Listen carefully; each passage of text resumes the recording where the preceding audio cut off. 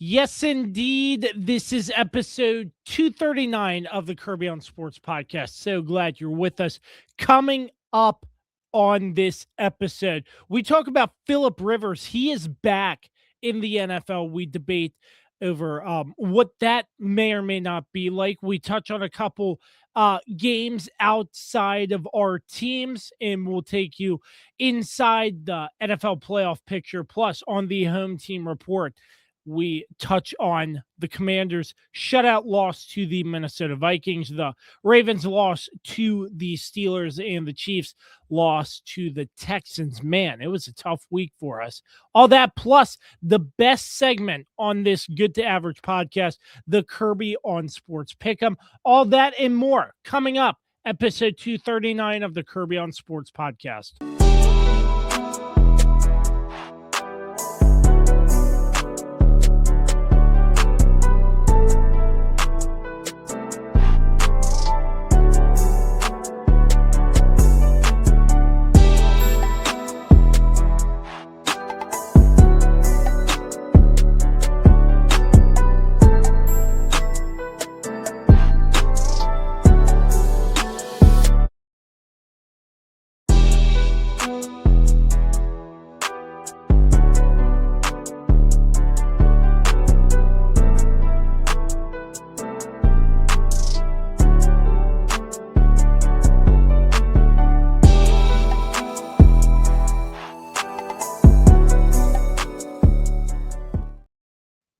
Let's get it. Episode 239 of the Kirby on Sports podcast. Huge shout out to all of our sponsors: Frederick County Parks and Recreation, PM Plus Reserve, Shenandoah Primitives, Mark Francis with Icon Real Estate, Bear Pest and Termite Services, Mark Lynch with Guild Mortgage, Shenandoah Music, Icon Media, On the Road Driving School, New Look Landscaping, The Cider House, Barry Pearson with Equipment Share Advanced Solutions, and Don't Sleep Energy, the official energy drink sponsor of the Kirby on Sports podcast. Use promo code KOS podcast for 12% off your order every single time. We missed him last week. He's back with us this week. The weapon, Dan Dembski. What's up? Good to see you, buddy. Apparently my being away didn't help my football team any, but hey, it is what it is. It's been a tough season for all three of our teams to this point, so yeah, I don't know. We'll talk about the pick'em too. That hasn't looked so great either. But well, I mean, you know what? We're all here. It's the holiday season. We're talking NFL football. We're gonna have some fun with this. You know, man, I forgot my hot cocoa, man.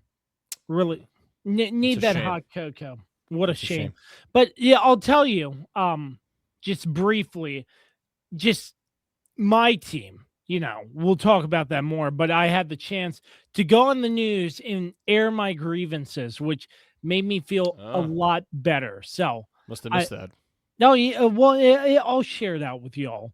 And the third member of our team is the legendary Swiss Army Knife, who is a 3-time Kirby on Sports Pick'em champion, Carlos Martinez. Carlos, my guy. Good to see you again. Oh, hello, gentlemen. Hello. Hello. Drinking out of my Infinity Gauntlet. Nothing new. What are you sipping on? This guy. Hot cocoa. Man, I might need Hey, to Dan. Hey, Dan. Yes. Go with me on this one. Okay. Up high. Down low. In heaven. Well, it's in What's heaven. our team's records? 6-7. I hate it here, man, but that is the one funny thing that came out of this, I guess. Yeah. Oh my. I hate it here. This is the worst football season of all time. It's been brutal. It's a very interesting football season, I must say, as well. Hold on. Hush your mouth. I have some things to air out real quick with you, Dan. Why? What did I do? You were here last week. Oh, yeah.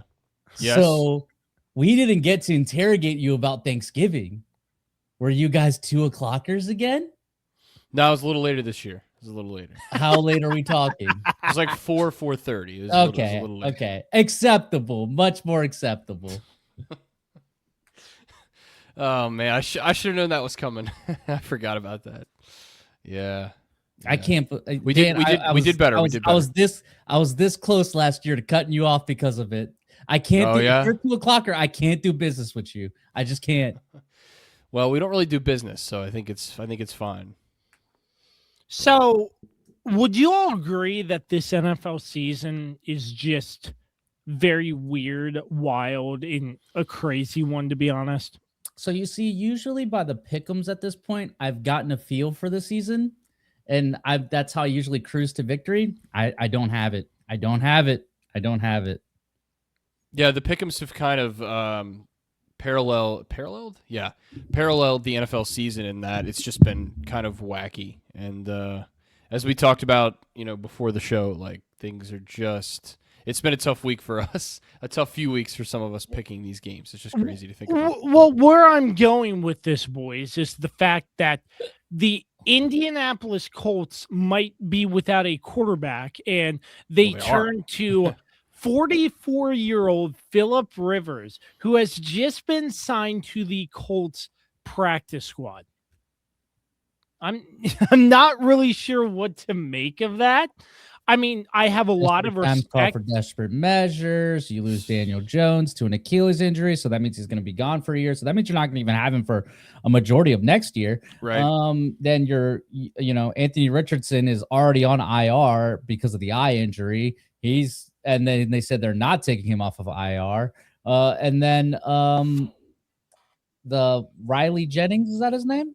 Leonard. Right? Riley Jennings is somebody totally different. Wait, Riley Leonard. Wait, what kind of injury does Richardson have? He has the eye injury. The eye injury? A long is that time why ago. he's on IR? All right, turn him off. Cut him off. Stop him right now. Oh my God. It's going to be that kind of show. You're in timeout.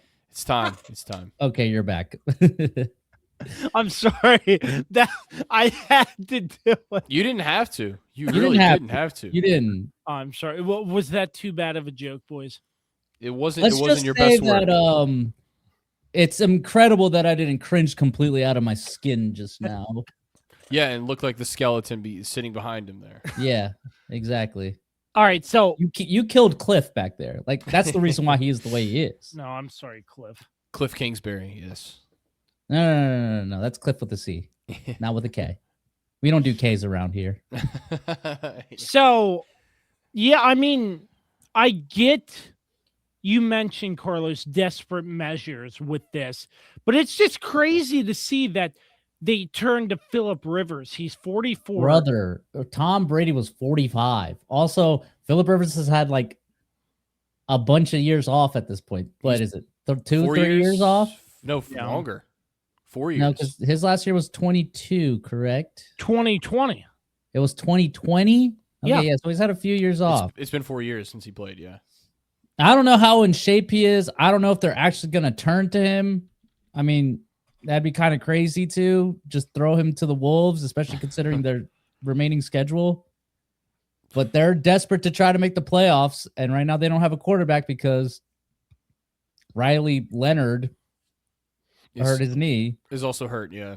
So they don't really have a quarterback right now on the roster. I like that he's on the practice squad because he's he's got knowledgeable. to practice, Kirby. He hasn't played in 4 years. Well, evidently, that's not what I was. Evidently, he ran the Colts offense for his high school, but I'm just like, as a coach, you have to like he hasn't played NFL football in 5 years, so it's like, how helpful is this 44-year-old dude gonna be?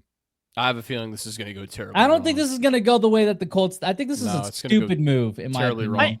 I mean, look, he's there in the room with Riley Leonard. Riley Leonard is hurt.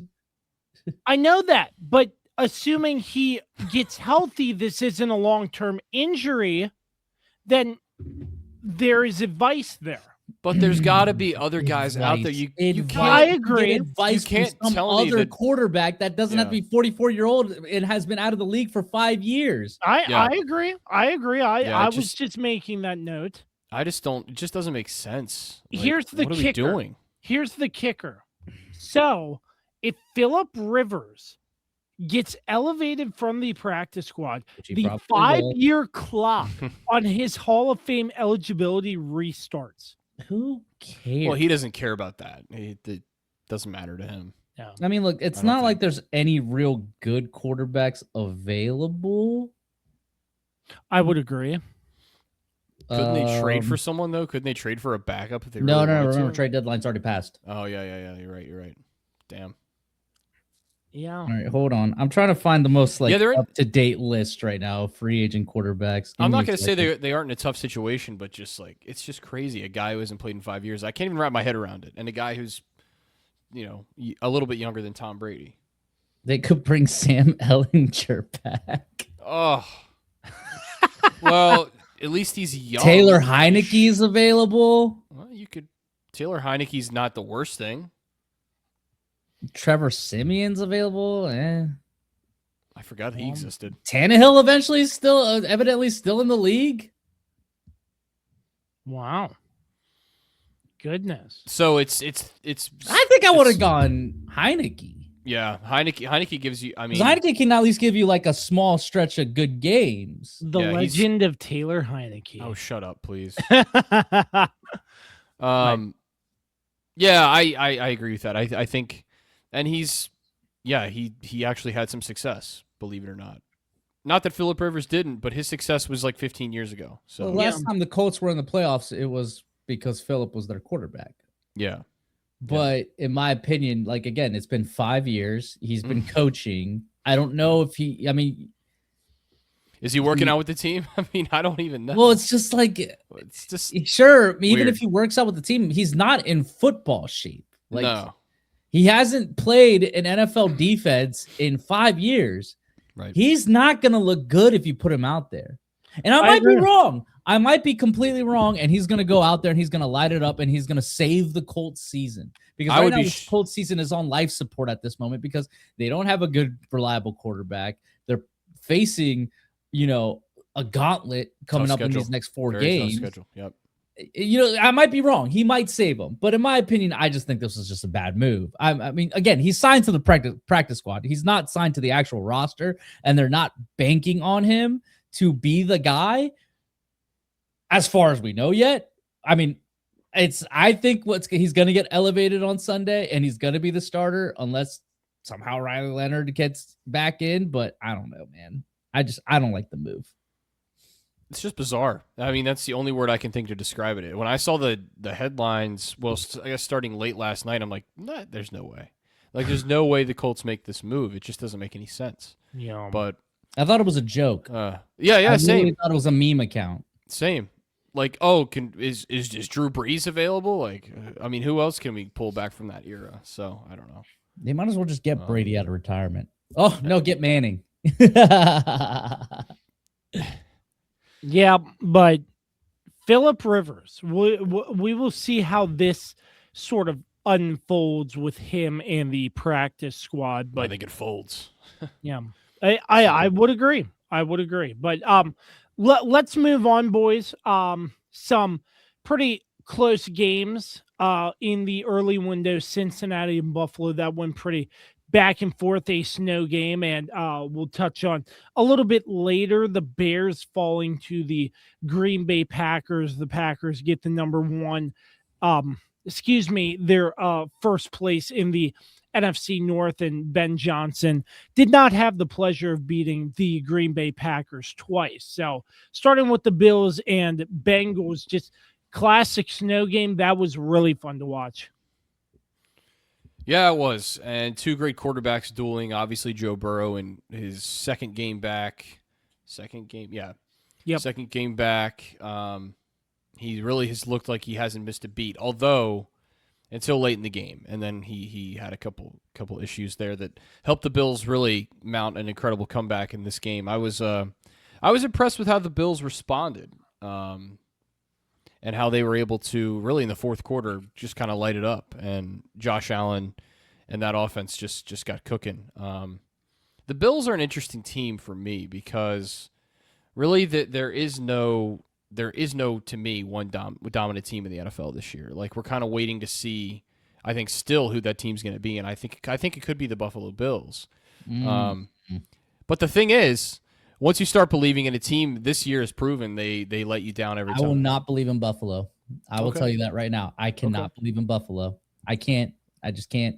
Because even though Josh Allen will have to go into God mode, essentially, I just don't trust that defense. That defense is terrible. Yeah.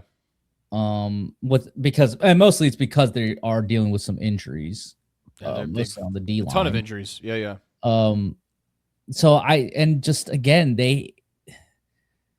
it's wide open for them. Like, if there's any time for Josh Allen to do it's now. Kansas City's out of the way. Baltimore's out of the way. It looks like Cincinnati's going to be out of the way. So 3 of the top quarterbacks in the NFL aren't even going to look like they're going to make it to the dance. Like, it should be his for the taking, and yet they aren't even the one. Like, they're not even going to win their division. It doesn't look like. It looks like New England's going to run away with that division. Yeah. So it's like, we'll see how they do when they play New England this week. But I can't sit there and go with thinking Buffalo is going to be that dominant team, because in all honesty, I still think all the teams in the NFC side, apart from the Eagles, but like the top teams, so like the Rams, the Packers, the Seahawks, like, I think those guys are all better than any AFC team right now. Yeah, this year for sure. Yeah, I agree with that.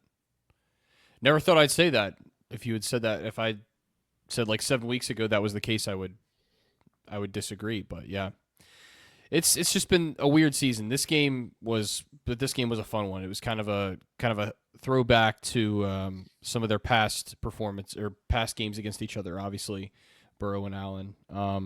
Yeah, it was just a really fun early window game, which we sometimes don't really see. So it was nice to see that. And yeah, I mean, both guys put on a hell of a game, hell of a performance by Burrow and Allen, and obviously they're the 2 guys everyone's going to talk about with these 2 teams. And obviously, I think if the Bengals win this game, I think obviously realistically they still had a shot at making the playoffs. I think they could. They're not eliminated. They still have a chance. But they have to win. I ran some numbers. Okay. And they can still win the division. Yeah, that's true. They have to win out, and then they need the Ravens to continue to collapse, and then obviously they need Pittsburgh to collapse as well. Which is statistically going to be very difficult, I think, for them to find both of those scenarios. I think you only get one or the other, right? So I don't know. Especially considering, just sidetrack, like the Ravens' strength of schedule much harder these last few games than Pittsburgh. So the chance of the Ravens continuing to collapse is much higher than Pittsburgh collapsing. Even though that could happen. We've seen it happen with Pittsburgh so many times before, but in the last 4 games of the season. So it's just crazy that we're thinking a 4-9 team can make the playoffs, and that's just kind of, to me, just kind of punctuates what kind of season this has been. Where really it's really everyone's in it right now for the most part. So, but yeah. Sorry, I got sidetracked from the game itself. The game was really good. And obviously, the weather. I mean, everybody loves snow game. Not everyone, because I know Carlos has made comments that he doesn't like snow games before, but that's okay. Nope, he's not a fan. Nope.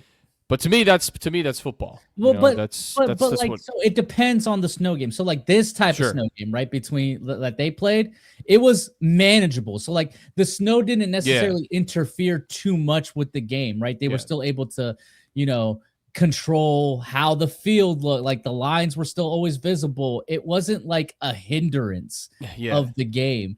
I hate games like what happened in last year between Philly and LA, where like they were playing part of the game was fine, and then all of a sudden the snow just came in and completely derailed the whole game.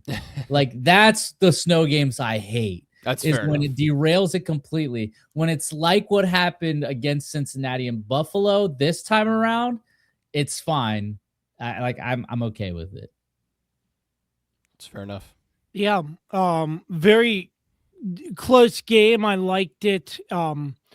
Snow games for me, they're fun. It's like a winter wonderland in NFL combined makes it a great viewing experience. That's just in my opinion. So the wrong, but it's okay. The Packers and the Bears, that was a shootout, in NFC North shootout. That was an intense matchup. Oh, yeah. Yeah, absolutely 100%. You see, Came down to that last drive. There and claim that Green Bay and Chicago is the rivalry of the NFL. I'm always like, that doesn't make sense because they don't necessarily have like a game where like you can point to and be like, yeah, that was the game. Like they don't have a game like games between New England and Indianapolis. They don't have games like legendary games like between Washington and Dallas, or what's another big rivalry? Most recently, Kansas City, Buffalo. Right? Like there's games that you'll be able to go back to throughout the history of the NFL and be like, yeah, that game, find it. Chicago, Green Bay, I understand they have a lot of history that they've been going for almost 100 years. Yeah, I mean, but that would point me to the one game that was like legendary.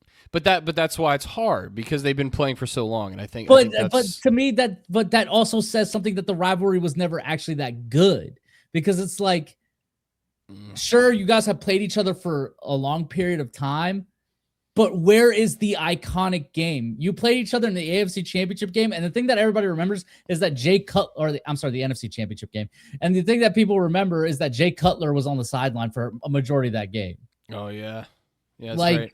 there's no iconic game, but that game on Sunday was iconic. Was a lot of fun, and hopefully this Ben Johnson, LaFleur rivalry is going to also help like ignite this thing, and hopefully it will constitute some iconic games that will define this rivalry. Yeah, I agree.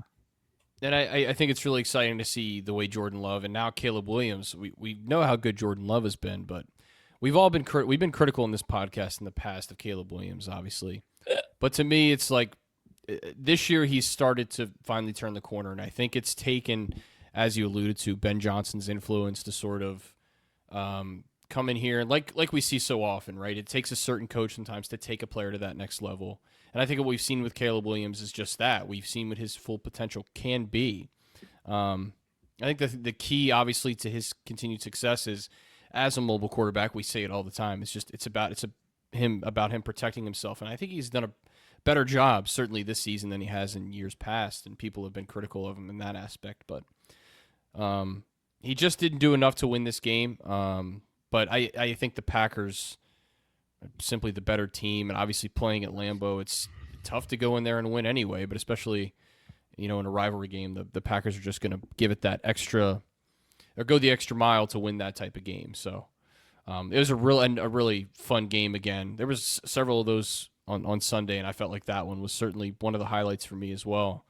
Well, you were watching that back and forth last week, but I said it. I was like, this Week 14 slate is awesome. It's awesome. They crushed it, right? Like the NFL schedulers knew what they were doing some way or another, because you can't always predict what's going to happen at this point in the season. But they did great this week, and this game was certainly a highlight. And it's just really fun to see Jordan Love and Caleb Williams, and I hope that becomes like the NFC's version of not quite the same, but of like Mahomes Allen or something like that we see these guys continue to play each other. Obviously, being in the same division, they're going to see each other twice a year, barring anything big changing. But I'm excited to see that kind of rivalry and see where that goes in the future. Well, we're going to see it next week, so that's right.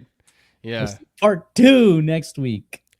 And that's what I hate about the schedule, right? Like I hate it when they do this, when they many rivalry games like 2 weeks apart. Yeah, it's just they did it to New York, Philly. They've done it. Ravens, Steelers. They'll just do it sometimes. Next week. Like make these teams like play each other, twice in 3 weeks, and I'm like that's so dumb. Like spread it out. Yeah, I don't really get that. And that seems to be an issue in the last few years too. Like it seems like a newer problem the NFL has had. But man, I don't know. Sorry.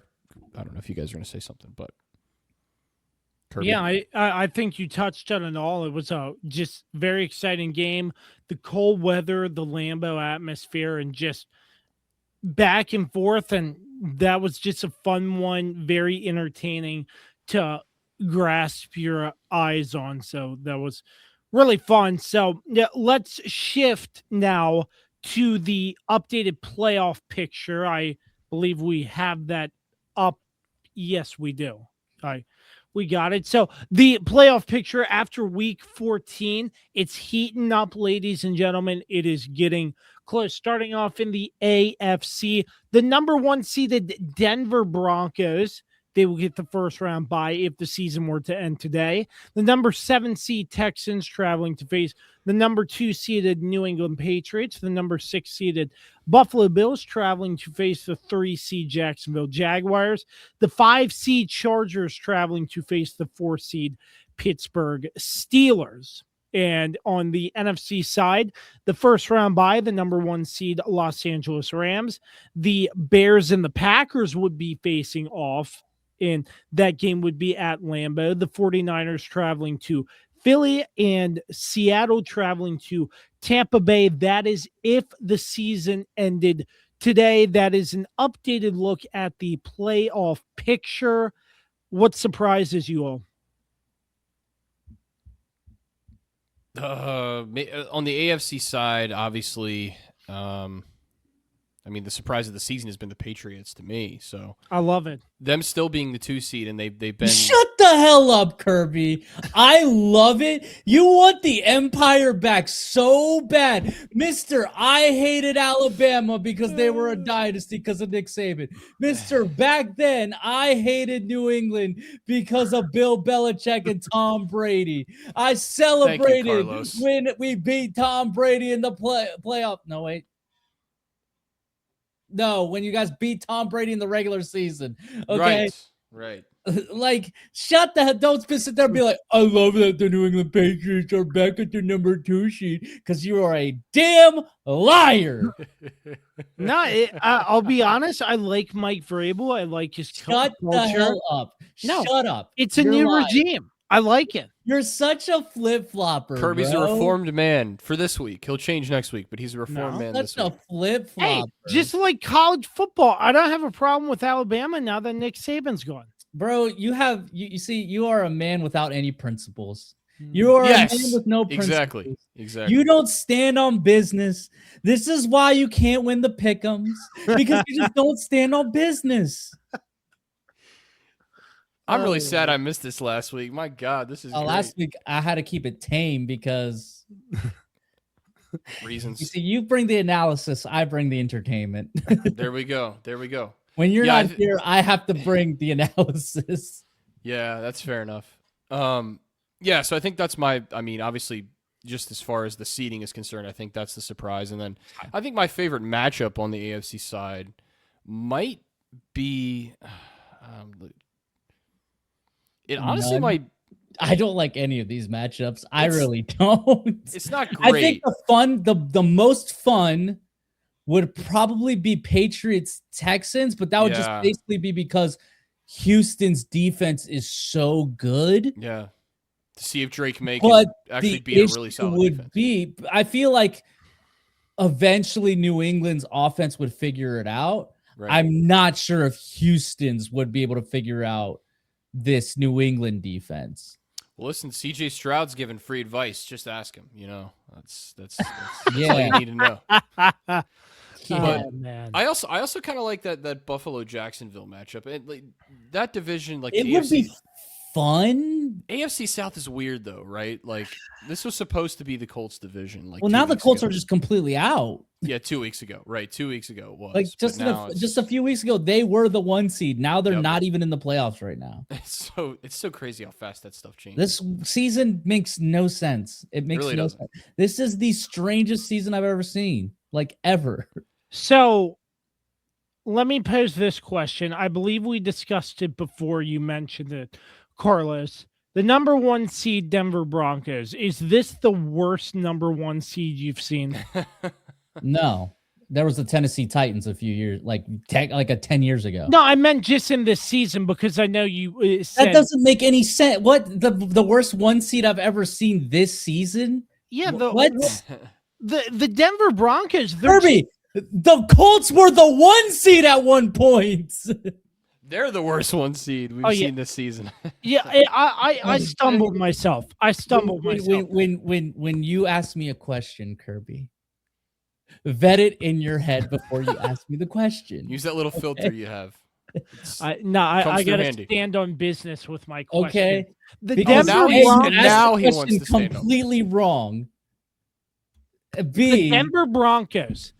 This is a team that it's a 10+ win team, and they're just chugging along. They're not coming out. But Kansas City was doing the same thing last year. Yeah. And we made it all the way to the Super Bowl. I can't look.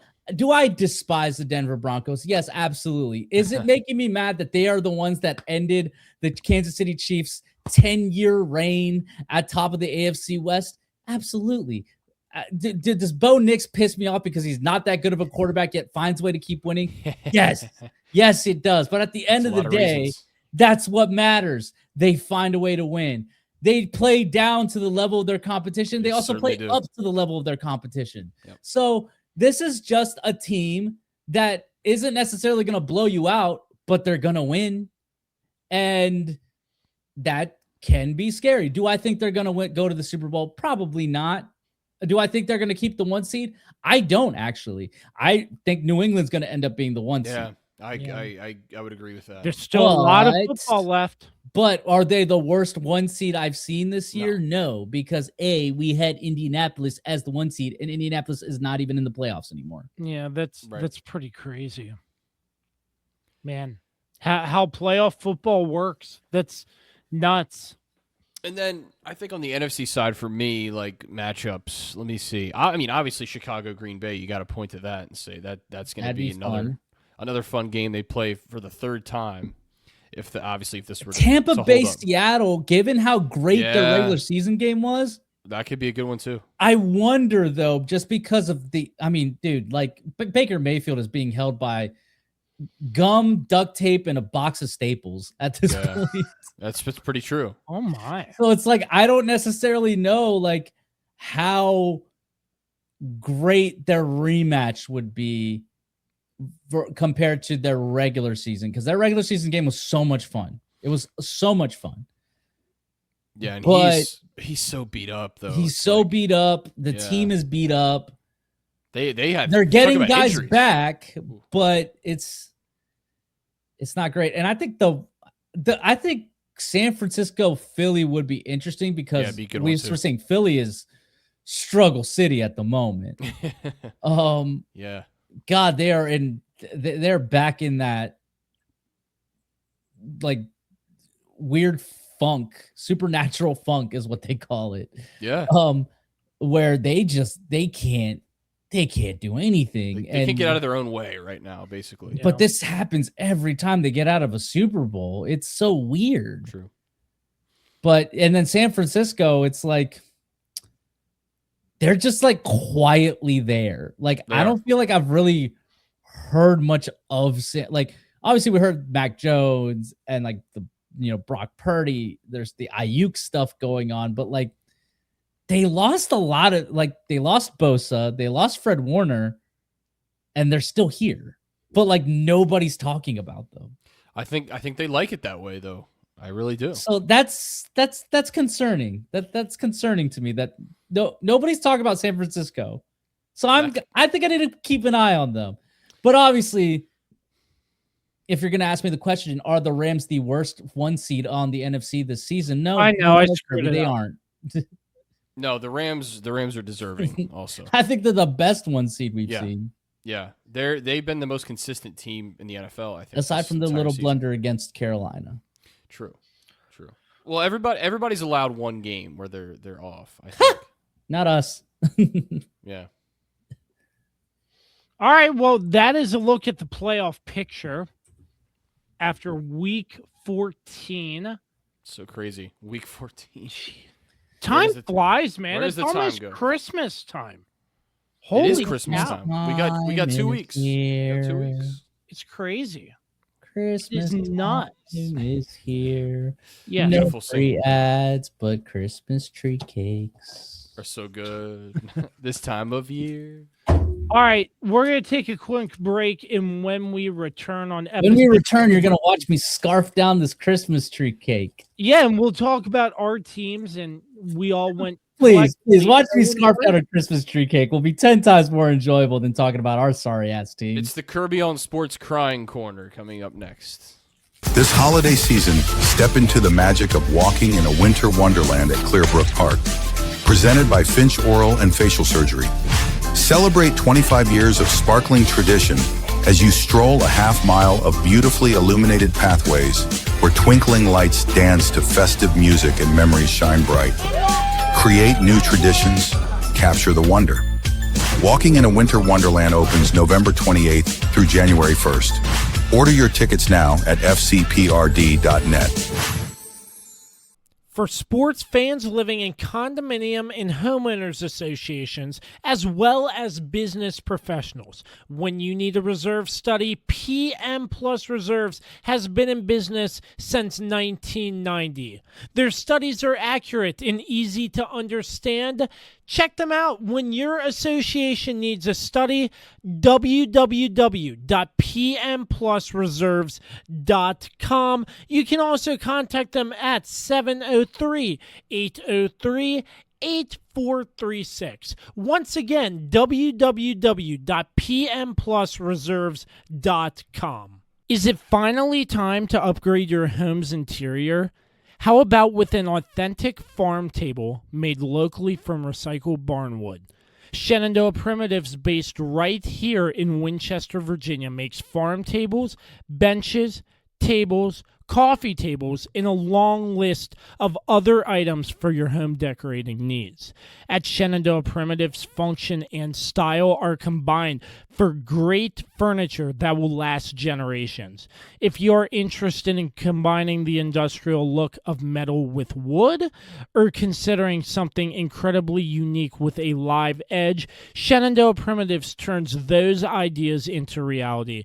Thinking about a mirror, wine rack, or other accent piece for your home, Shenandoah Primitives can assist with that as well. As a local small business, Shenandoah Primitives is happy to work with each client for a custom design or schedule an appointment to come out and view current inventory. Local, high-quality, handmade items can be found at Shenandoah Primitives. Find us on Facebook and Instagram or visit us at www.shenandoahprimitives.com. Once again, that's www.shenandoahprimitives.com.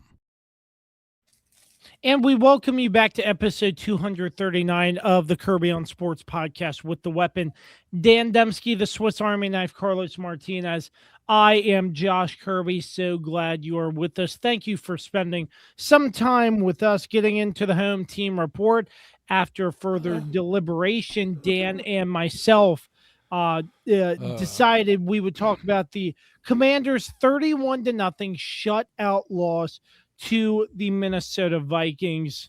Nothing really positive to Little Minnesota.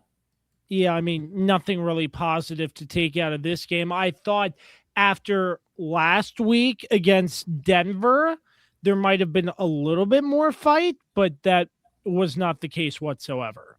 I can't pinpoint one positive that came out of this game. I think the play calling was very bad.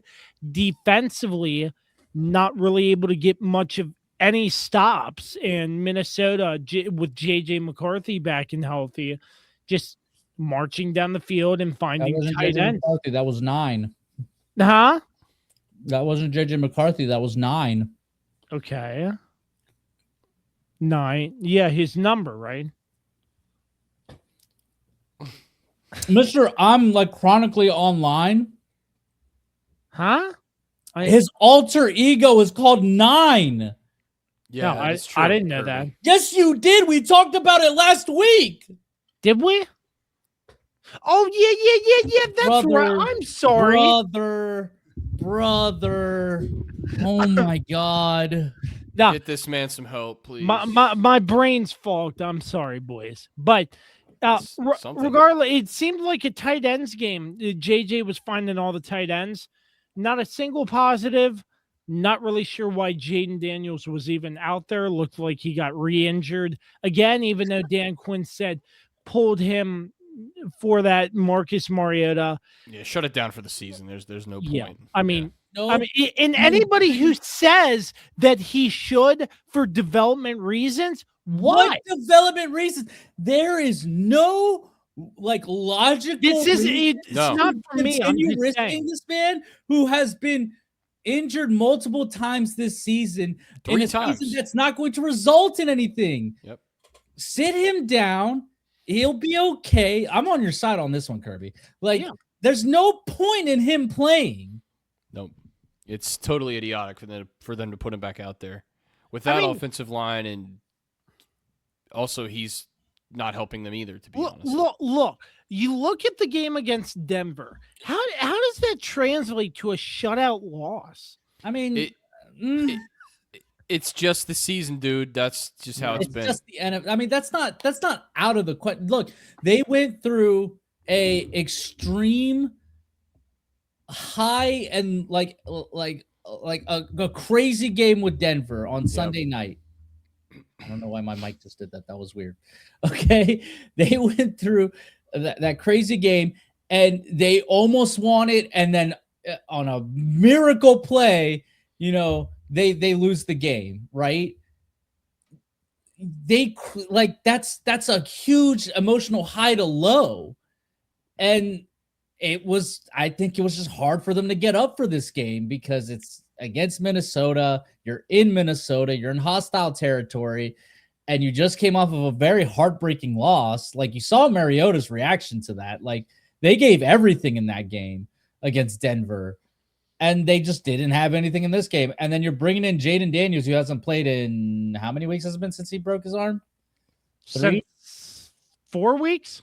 Maybe? Yeah, 3 or 4 weeks. And he hasn't played, and you're obviously being very cautious with him because you don't want to hurt him again. So it's I don't know. It was just 5 weeks. It was just bad. 5 weeks. Yeah, he hasn't played in 5 weeks, and you guys aren't playing for anything. Well, and they also can't run the ball, so it's not like they can lean on that at all. I mean, Jaden Daniels had 20 attempts in this game, and it's like.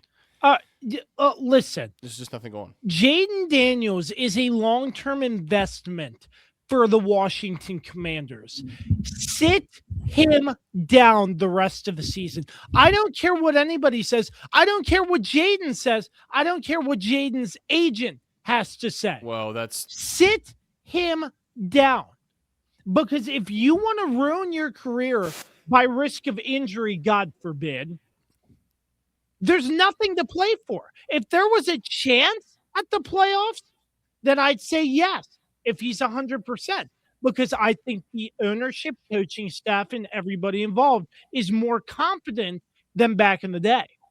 But they're kind of showing you otherwise. Yeah, they're kind of showing the more things change, the more they've stayed the same. Yeah, they're kind of showing you otherwise. I think it's just they are. They're what's the word? Placating too hard towards Jaden Daniels, and they're giving him too much power to decide things for himself. I agree with you. I wouldn't care what Jaden says. I don't care if he wants to be out there playing. This is a lost season. There's no point in risking you getting you. We already risked you once, and you got seriously hurt, and you were out for 5 weeks. No, I'm not putting you back out there. Marcus Mariota can finish out the season. There's just no point in you playing anymore. Take time, heal up, just get started with your off-season stuff. It's idiotic. Yeah, it would. It definitely was. It didn't help watching Zach Ertz get hit and tear his ACL. Brutal injury. That was probably career-ending as well. He's out for the season. I won't say career-ending, but I don't know. At his age, I don't know, dude. No, not at his age. He was visibly distraught. You could It's see hard that. to Yeah, come back. obviously he's distraught. Look, it's not gonna. It's Hard to come so back. obviously he's how old is he? 35, 36. I know he's like around the same age as Travis. He's 35. Yeah, so like He's not coming back. There's no way. he can come back. Like there's no issue with coming back. It's more so 35. how quickly can his body heal from this, because obviously the older you get, the less your body's able to heal quickly. It'd be different if this was a tear 10 years ago when he was 25. Young. in his You know, career. then he'd be fine. But yeah, you're right. At 35, it's just a question of how quickly will that knee heal. And I mean, just with modern medicine the way it is, he could do it. It's just, is he willing to That's my thing. Like put himself through it? Yeah, would he want to go through all that rehab and all the stuff he has to do, and it probably takes twice as long as, like you said, it would have 10 years ago. Is it worth it for him? I'm gonna say he's probably not gonna do it, but that's just me. I mean, if it was me and I was 35 and I had that kind of injury, I would hang it up. But of course, I wouldn't. But I'm not athletic, so I don't really, have have any relation to say otherwise. So, I mean, it's just it's been the season from hell for the Commanders. It really has. and this game's probably rock bottom, I'd say. No. They've had rock bottom. You many were times rock before. bottom at the Dallas game. You know, when your favorite team beat your supposed favorite team. That's right. His actual favorite beat his Yeah, because he's actually childhood the favorite. Dallas Cowboys fan we know. That's right. He But- cheers them on every day. Was there anything else? I mean, I'll close with this. Come next year, I wouldn't be surprised if we get all new coordinators. And I'm not going to have Oh, an how issue with quickly you've turned on Cliff Kingsbury. that. His Oh, play how calling's getting quickly stale. you have turned on. Dude, you are ridiculous. Like you No, are I'm you stating are the you are truth. an I'm stating my absolute facts. stooge. My God. You guys go to the NFC Championship game last year. This year, look, I can understand maybe getting rid of your defensive coordinator, but Oh, he's horrendous. you want to already get rid of Cliff Kingsbury? Cliff's probably going to get a head coaching job. I don't know about that. I don't really know anybody. With that's who? gonna say, Sharando? Cliff Who's going Kingsbury, to I hire want him? Ain't nobody going to hire that guy. Come on. I don't know. For- That's for- just for what a I head was coach, thinking. No. All right. I don't know. It's depending on how it goes next year. Dan Quinn maybe heading out the door too. Who knows? I'm not going to take it that far. Yeah. Next year. I said after next year. If it goes. Yeah, I'm gonna curb that. He's allowed to have this season because it's also that you guys have had so many injuries that it's just so many injuries Season from and the hell. roster building was terrible. Oh, We it's thought the it was good construction's- moves. We thought that they made good moves. that's true. So hold on, let me not say it was terrible because we did say, before the season started that we liked the moves that they made. We thought that they did make good moves. They short The up moves things. they just didn't pan out. They just didn't work. Yeah. And now Washington sees that, so hopefully now they can fix that, aspect of themselves. But Got the oldest like- roster in the NFL, so they've definitely they gotta definitely get younger. I don't know how Yeah. much draft capital the Commanders have this season. See. Mm. What would be ideal? Jesus. Get a top 5 and then trade down because Get a you what? can add more capital that way. How many pick? Look it up. How many picks do you guys have this year in the draft? Commanders draft picks. I think. Don't think. Don't guess. Don't think. Just look. Tell us. Please. 2026 Commanders draft picks. Let's see. They have so far round 1 pick 6, round 5 pick 7, round 6. Count them. Don't tell me when they are. 1, Just 2, count 3, the 4, picks. 6 of them in total. 6 picks. Mhm. I'm pretty sure you guys got some compensatory picks coming as well. But that's not going And- to show up yet. No. If you can get into the top 5, trade down, get more draft capital because you need younger guys. There's no doubt about it. You need younger guys, but I guess the question, I mean, like, who is going to be willing to make that trade with you guys? That's the question, right? I don't know many teams that are looking to move up in the draft. There's no like elite guy that I can think of in this draft coming up. Yeah, this class does not seem like it's going to be a home run necessarily. It could be there's good players. Don't get me wrong. Yeah. Like there's always good players, but there's no like superstar coming out that like everybody's coveting right now. Right. No one's. Yeah. I mean, shoot, the Heisman Trophy winner is going to be the guy from freaking Indiana, and he does nothing for me. Not even a wiggle. The QB, right? Yeah, Mendoza. Yeah, Mendoza. Yeah, I mean, he's fine. And his brother's he's all right, but like he's mid. Isn't that crazy? His brother's the backup, though. I mean, no, not. I guess maybe them being on the same team is kind of crazy. Yeah. Congrats to the Commanders, though, losing 8 in a row. It takes a special team to do that. They haven't won a game in like 69, 70 days, I think. Their last win was against 69, dude. Yeah, their last win was against the Chargers, which is crazy to think about now. But yeah. It's been a while. It's been a while. All right. I'm done talking about this team. We're going to move on. We'll take a quick break and talk about the Ravens and the Steelers. I know there's a lot to discuss. We will be right back. Hey there, Kirby on Sports Podcast fans. Mark Francis with Icon Real Estate here for you. Remember, if you have any real estate needs, buying or selling, I'm your guy. I would love to help you out. And you can also find me on my own personal podcast, Iconic Talk, where you get a chance to learn about the local real estate market and why Winchester is an amazing place to live. Reach out to me anytime, 540-247-1527, and find Iconic Talk anywhere you get your podcasts.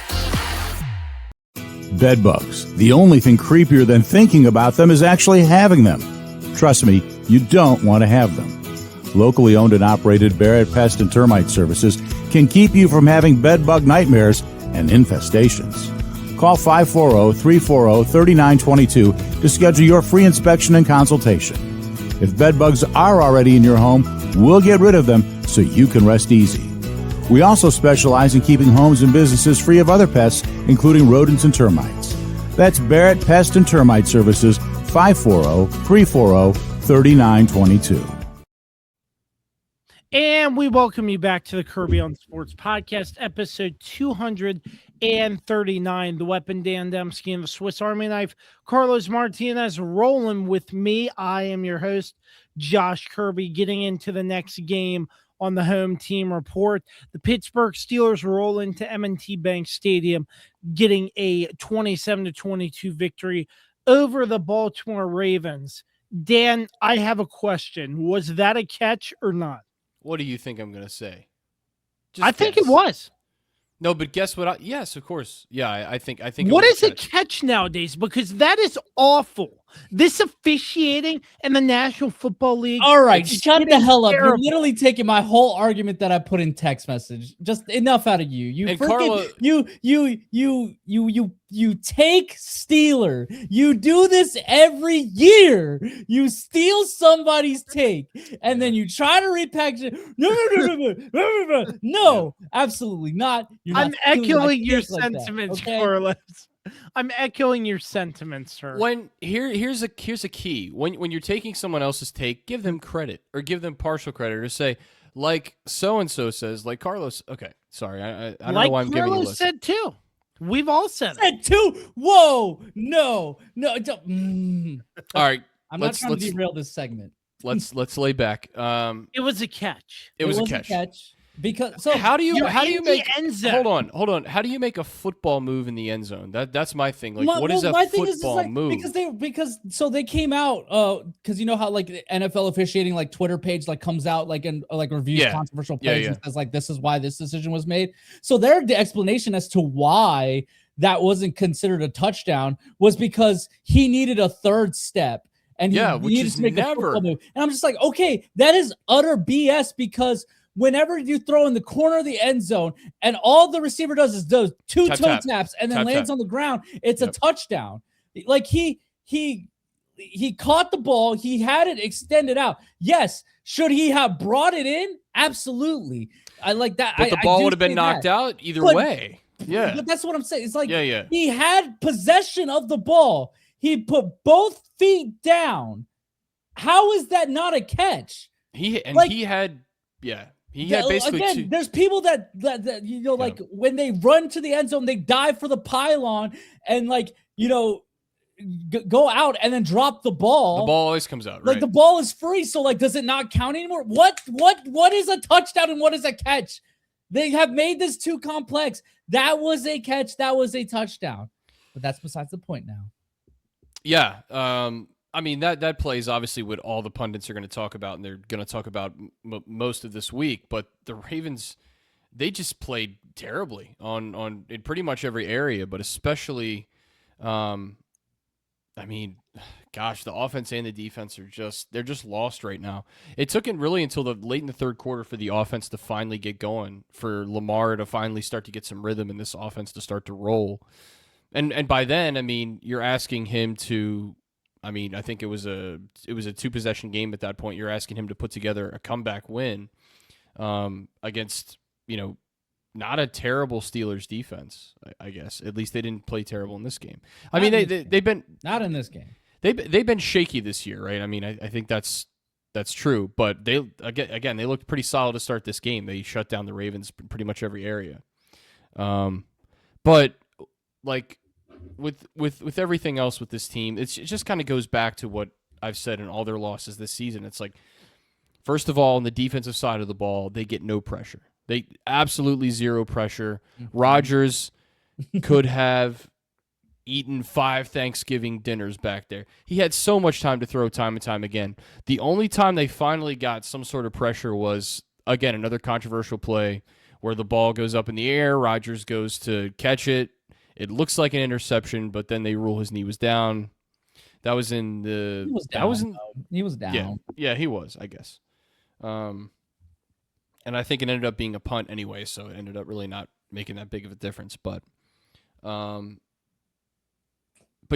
on the defensive side of the ball, this has been a concern throughout this season. They just don't have any pass rushers. They don't have anyone who can even when they blitz, they can't seem to get any pressure.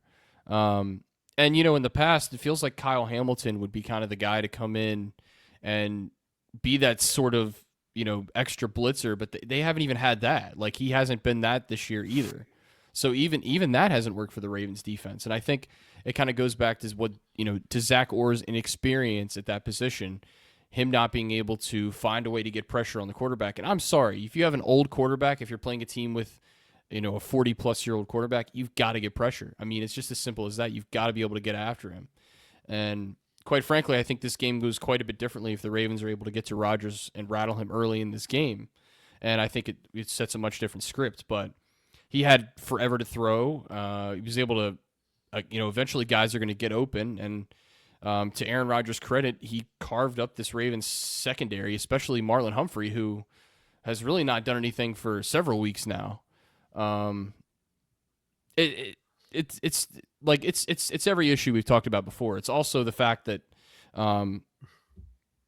it's on the defensive side of the ball. The thing that drives me the most crazy is just the missed open field tackles the Ravens have as well. This is a team historically as well that's just tackled really well, right? Like when you think back to obviously the Ray Lewis era, but even after that, like they have even in the last few years, right? They've been just a good short tackling defense.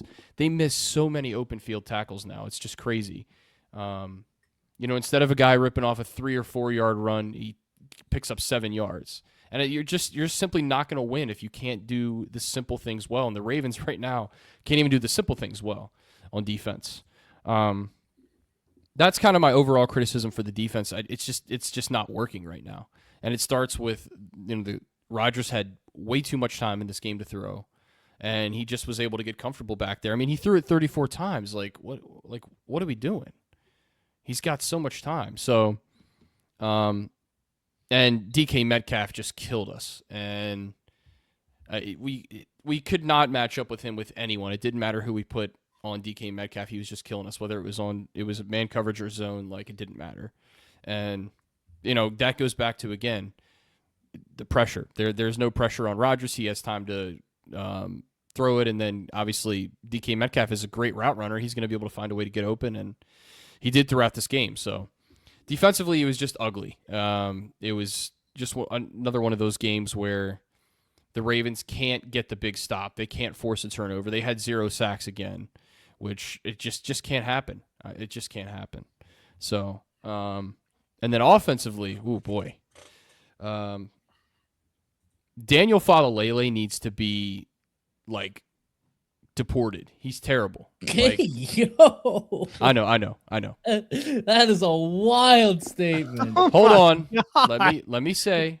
That is a wild Oh statement. my I didn't mean in Yo. I did mean in the way we think of in this day and age, right? Yo.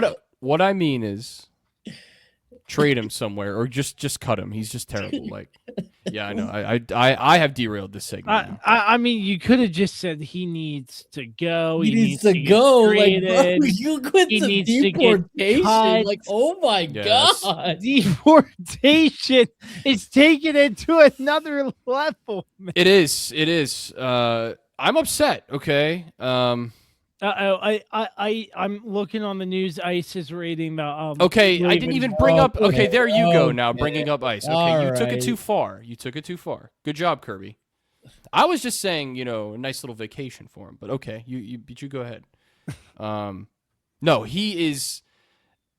I mean, as soon as the ball snapped, his defenders passed him. Like, what do we? Why is John Harbaugh protecting this guy's starting position? What this? Okay, that was odd. He dipped. He just dipped. Okay, He good. just dipped. I thought maybe he had some technical issues. Nope, he's back. He's back. What was that? Are you? break. Oh. You just do it. Okay. Anyway, Anyways, go on. it doesn't matter if it's a linebacker, if it's shoot, a defensive tackle. It doesn't make a difference who is rushing the passer. They seem to get by him regardless of who it is. At one point, Pittsburgh blitzed. I think it was either a corner blitz or a safety blitz. I forget who it was, but literally he falls down immediately, trying to. It doesn't even lay a hand on this person. And obviously Lamar was sacked. I mean, let's see, Lamar was sacked how many times? Only twice in this game, which really it could have been, 4 or 5 times the way this offensive line played. That to me is issue number 1. The offensive line is horrendous, and Daniel Falalele is leading that. He's not even laying a finger on people. Like, what are we doing? Why is he still out there? And I know the CBS broadcast alluded to at one point, I guess this was in, I don't know if it was in the second quarter or third quarter that Lamar got into it or Lamar was, letting Daniel Falalele have it, essentially saying that they know it's coming, or something like that. And it seems like there was a lot of drama on the sideline at that point, surrounded by the way the offensive line had played. And it's just been a recurring thing that I've talked about throughout this season. We're just seeing it in different ways. I think this game was where it stood out the worst. That not just him, but especially him in this game was particularly bad. And so what that leads to is the Ravens were not able to run the football as effectively in the first, really, in the first half at all. They had really no success. Now Derrick Henry finally got going in the second half, and I think it helped kind of lead that comeback in a way. But it's one of those situations where, to me, the run game got going way too late in this game. This is a team that has to come out and run the football and establish the run, and we saw it all of last season. That's what they did, right? And then it helps with Lamar Jackson plays, the read options, the play action passes, the moving the pocket, which with Lamar's injuries right now, and he's still injured. He's been injured for most of the season. Has really limited his mobility. And I mean, we finally saw in this game he had 7 carries. It looked like towards the end he was starting to get back to his old self, but his hesitation to me is a sign that this offensive line is got to be completely revamped this offseason. It's got to be a priority number 1 for the Ravens. There's no excuse to not totally revamp this offensive line. So he has a fighting chance. So this offense has a fighting chance, because to me, everything else that happened in this game, with how Lamar played, with how the running game was impacted, was due to the offensive line. Now, Lamar himself has played poorly for a month now. He's just not been himself. He has not been his usual self for 4 weeks. And I know Kirby, and Carlos, you as well were talking about Jaden Daniels to shut it down. I don't think the Ravens are going to do that with Lamar, obviously, because they still have a shot to win this division. Obviously, I think if they're 5-8, obviously I think you have some other options there as far as just he's not healthy, just rest the rest of the season, whatever. But I just don't know. Even if this team somehow makes the playoffs, I just don't have any faith they can win a playoff game at all. Not with this offensive line, not the way this team is played. And these receivers, they finally, again, late in the third quarter, they finally got going. But it took 3 quarters for them to finally run, first of all, a good scheme and good routes. Because their route running is just terrible. Again, can you tell I have issues with every facet of this team right now? It's just nothing's been good. I feel for you, man. I feel for you. Our kicker even misses extra points. What are we doing? So God, it's like freaking listening to, or I guess not listening. This is like looking into a mirror. Yeah, because literally everything you're complaining about is literally what I'm gonna say about the Chiefs. Yeah. That's why I'm glad I got to go first. Just don't say what I said about Daniel Falalele. I was joking, obviously. Just let the record show. There's nobody on the Chiefs that I need to say needs to get deported. Why do I have to bring it back? Crazy work. Yeah, it is unhinged for me. So I apologize, but I feel your frustrations, Dan. I know this team's broken. This team is simply broken, and I think. Again, I've been saying this for 5 or 6 weeks.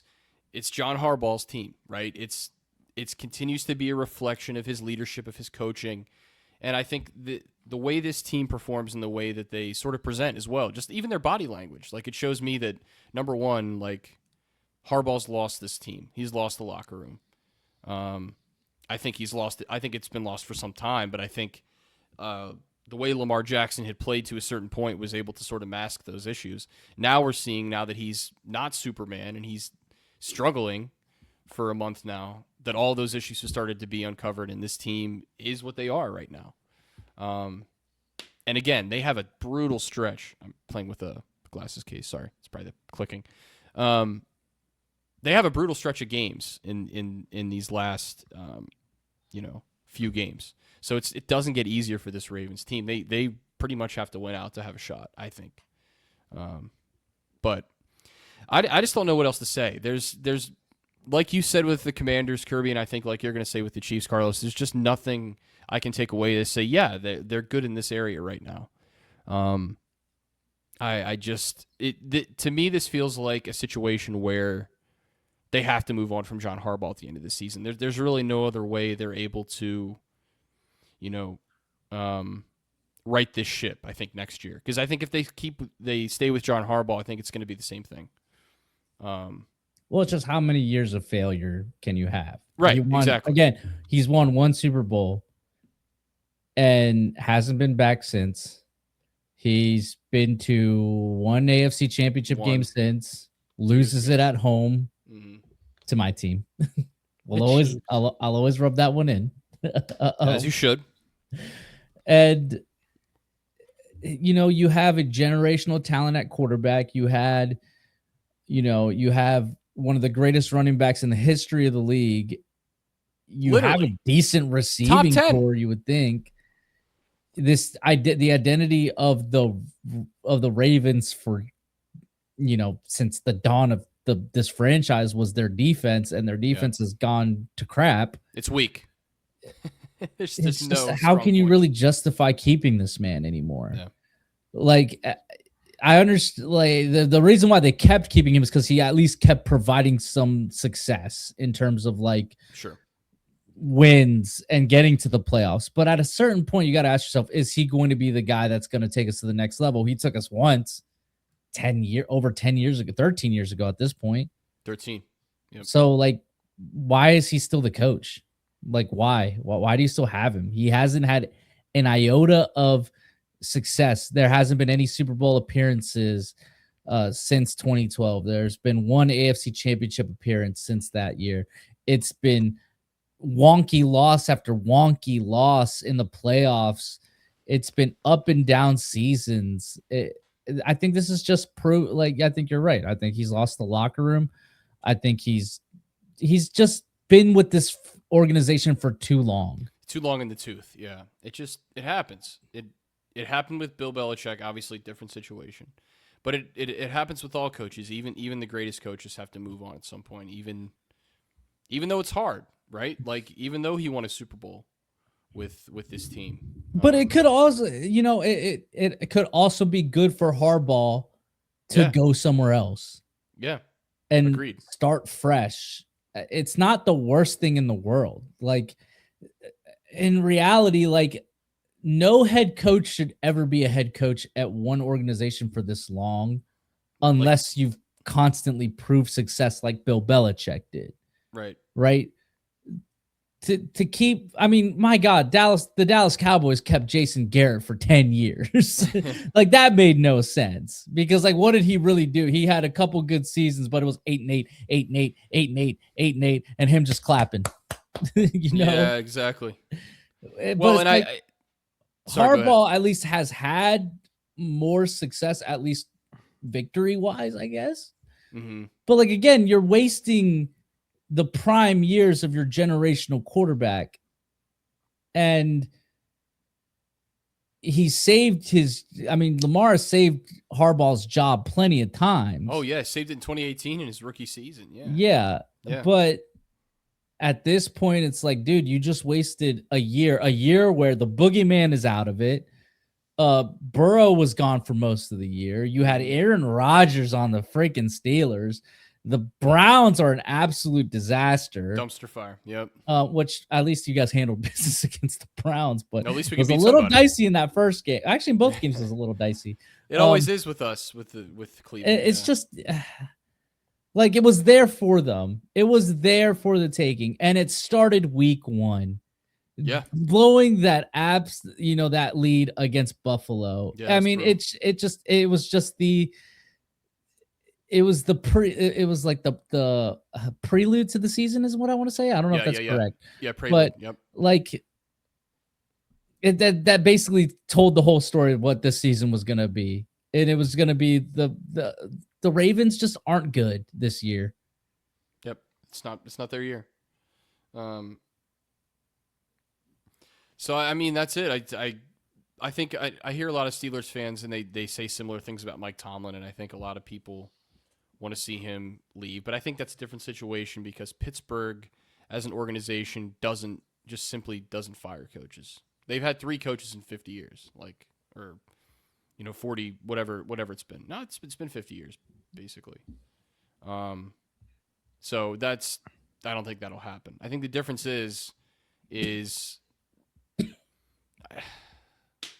Steelers haven't had a generational talent at quarterback. They just haven't since Big Ben left. Since Big Ben left. Yeah, okay, there we go. Yeah, since Big Ben left. Thank you. I almost said it, but I was like, I don't know. You could the guy who won them their last Super Bowl. Okay. Yeah. But and I think that's part of the reason why they've kind of been in their situation, is they haven't been able to get a Lamar Jackson or a player like that. Well, their problem is that this is why a lot of people are frustrated, because Tomlin is constantly having a winning season, at least, even if it's 8-8, 9-8, whatever. Yeah. So they're constantly drafting in the middle of the draft or the upper part of the draft. They're never down in the early stages of the draft. So there's never really a generational quarterback for them to pick. Right. So in a sense, some Steeler fans want them to tank so that they can then get a high pick and try to get a quarterback, because every quarterback they've tried has failed. They've had Mason Rudolph, who they still have, Aaron Rodgers, Russell Wilson, Justin Fields, Duck Hodges. Duck Hodges, don't forget. I can't remember who else was a quarterback for the Steelers, but they've never had like a guy who was like, yeah, this is him, since Big Ben left. Yeah, and part of that too is they really didn't have an exit plan for Big Ben, right? Like that's why they kept him. They literally rode him till the wheels fell off, and boy, did the wheels fall off at the end for Big Ben. So, yeah, I think that's kind of been their issue. But yeah, to me, the Ravens, like, they're a different situation. They drafted Lamar Jackson. He's been a generational talent. He comes in and replaces the guy who won the Super Bowl, 5 years prior. And like you said, Carlos, has saved John Harbaugh's job how many times? Like, probably a dozen times in the last, 7 years. So, yeah, for me, it's just very frustrating to see, because the potential of this team, and especially the disappointing playoff losses over the last 2 or 3 seasons, has, to me, just kind of taken the wind out of my sails, and has kind of told me, like, it's time to move on from John Harbaugh. Like, he doesn't have it in the big games, and not just like the play on the field, but his decisions. Like, his decisions in a lot of these games has costed them as well. His clock management skills have costed them so many times. Bad challenges have costed them timeouts. It's stuff you've heard me say before, but this team is it's in a frustrating place, and at this point, I've accepted that we're not going to make the postseason, and if we do, I don't really know if I want to watch the game that we play. So, frustrating loss. Obviously, this was a playoff game essentially, and obviously having it at home, having it pan out the way it did, it was just disappointing, because to me, the Ravens have always played well, especially at home. And they've always defended their home turf well. And to see the defense especially play as poorly as they did throughout this game, it was just frustrating. Yeah, you hit the nail on the head there, Dan, with the Ravens falling to the Pittsburgh Steelers. We'll take a break, and when we come back, the Texans over the Chiefs 20-10. We'll get Carlos's thoughts right after this. It's Jason, General Manager at Shenandoah Music, here to tell you all about... Jay, what are you doing here? Well, Matt, I'm trying to tell the people about our selection of guitars, basses, keyboards, drum sets. I know that, but I always do the radio spots. You get to have all the fun. I want to tell everyone about our huge selection, unbeatable prices, unmatched service, and in-depth knowledge. Jay, I really don't think now is the time to discuss. So remember, folks, when you think music, think Shenandoah Music in Winchester. The Cider House is now open on East Piccadilly Street in downtown Winchester. The Cider House is open starting at noon Wednesday to Sunday. Stop in for a wide variety of ciders on draft, as well as 4 Virginia beers, wine, and ready-to-drink canned cocktails. Don't miss our lunch specials featuring our house salad. We also have dinner specials too. Stop in today at the Cider House, located on Piccadilly Street in downtown Winchester.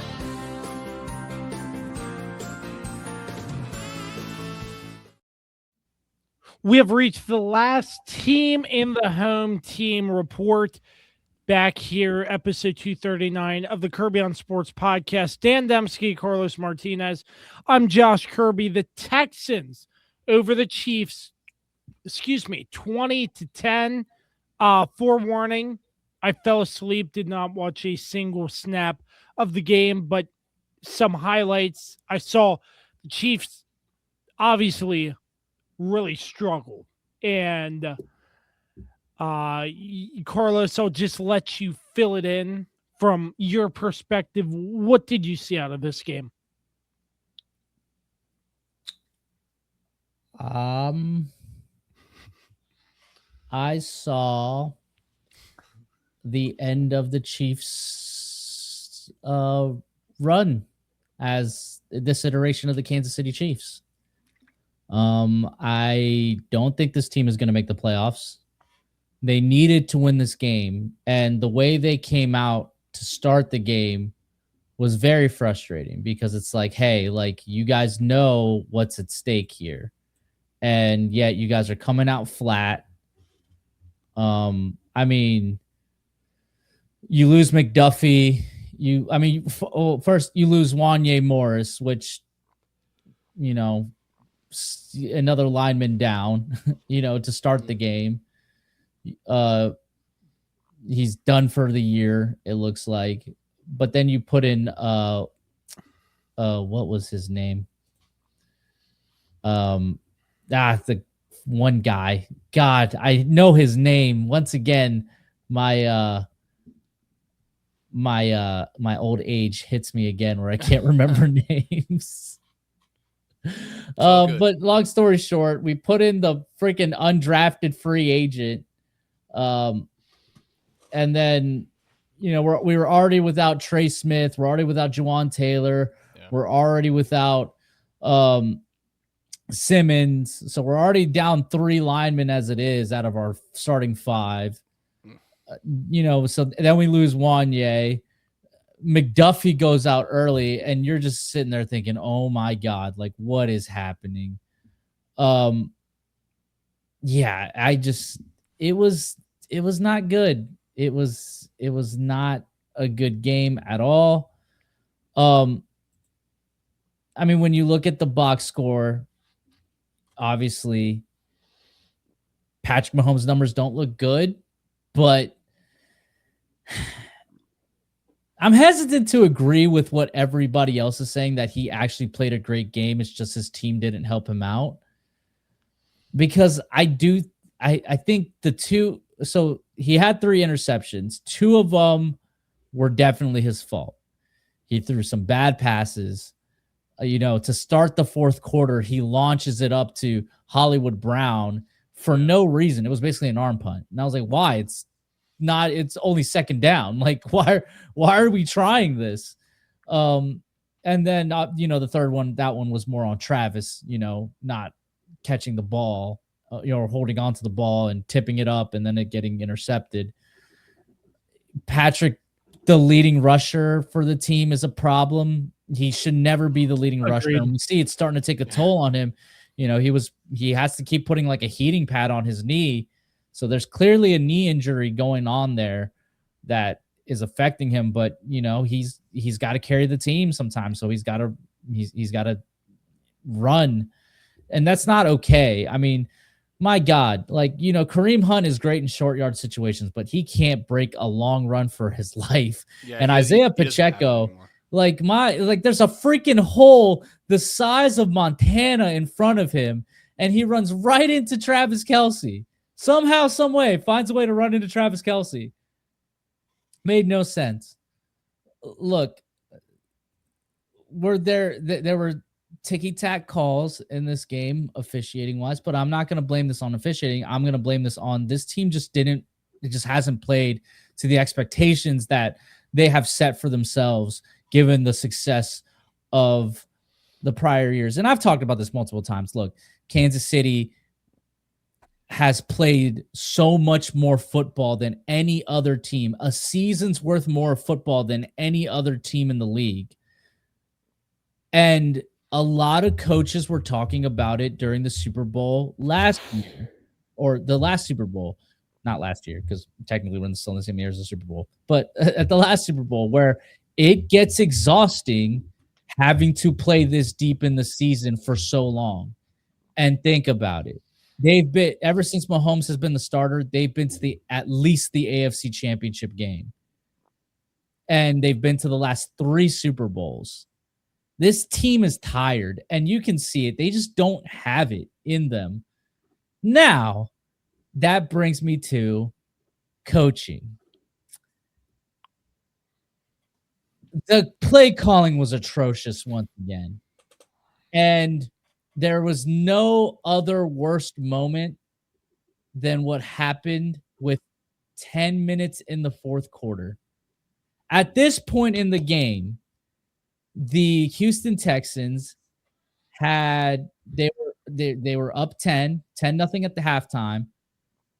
But they had punted before halftime. Then there was the missed field goal by Kansas City. Failed. They didn't do anything with that end of half drive.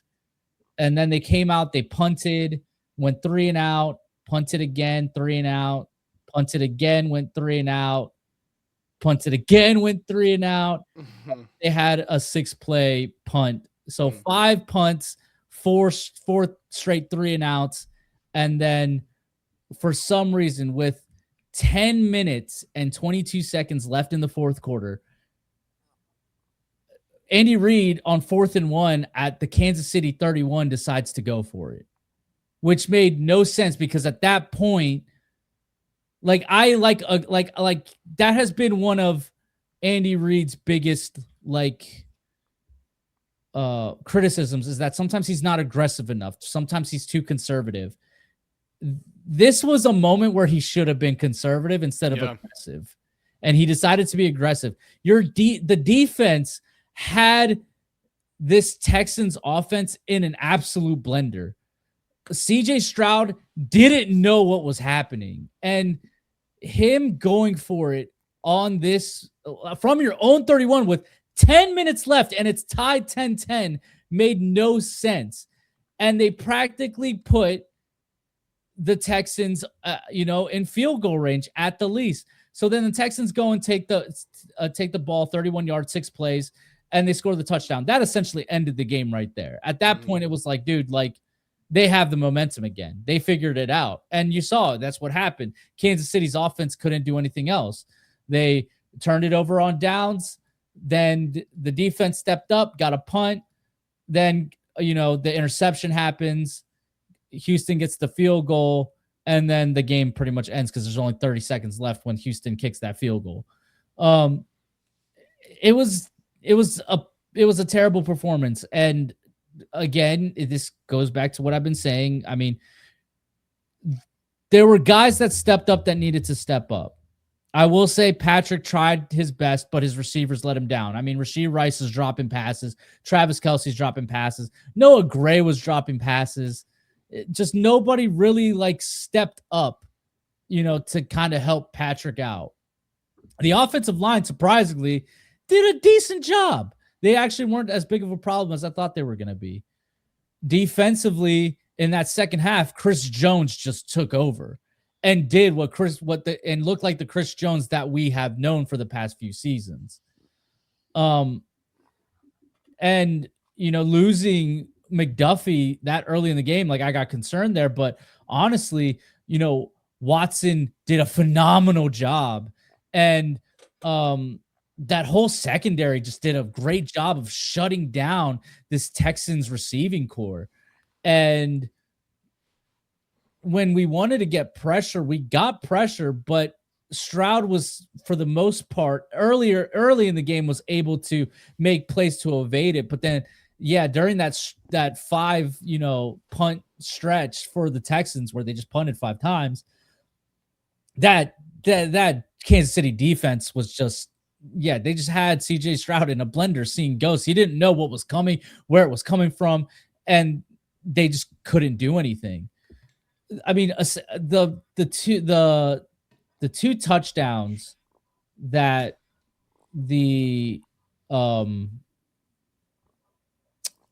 here we go. Where is it? Yeah. So the 2 touchdowns that the Texans had, they were essentially gifted to them by Kansas City. But I don't know, man. There's not much more that I can say that hasn't already been said. Right. And I'm just going to say it here. Kansas City's not making the playoffs. They're just not. And even if they do make it in somehow, some way, they need a lot of help. I just don't trust that this team has that championship mindset that they had even last year, where even though we were in close games, you still believe that they were going to somehow figure it out. They can't figure it out this year at all. And it could just be there's no dogs on this team. A lot of the dogs that we had are gone. Reed is gone. Frank Clark's been gone, I forgot about him. Just there's nobody on this team. Snead is gone. There's nobody left on this team that's gonna say what needs to be said.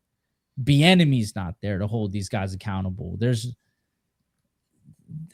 gotta be a lot of changes, but according to Adam Schefter, the only way there's going to be major coaching changes, it looks like, this offseason is if either Spags or Nagy gets a head coaching job. But if they don't get a head coaching job, Andy Reid's probably just going to bring him back.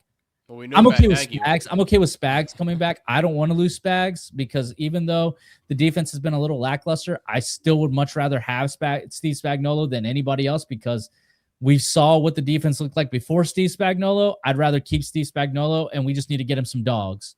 That's what we need to get him.